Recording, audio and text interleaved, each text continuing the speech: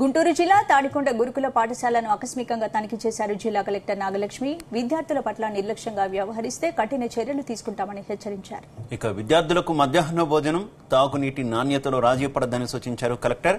వంటశాలను పరిశుభ్రంగా ఉంచుకోవాలని తెలిపారు. విద్యార్థులలో అస్వస్థత లక్షణాలు కనిపిస్తే స్థానిక ప్రాథమిక ఆరోగ్య కేంద్రాలకు సమాచారం ఇవ్వాలన్నారు.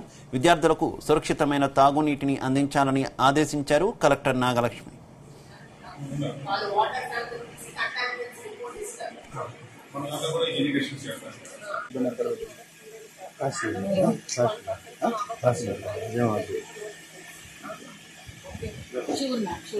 Any other understanding mechanism మీకు ఉన్నాయి కదా, IFT anything is there, you can show anything.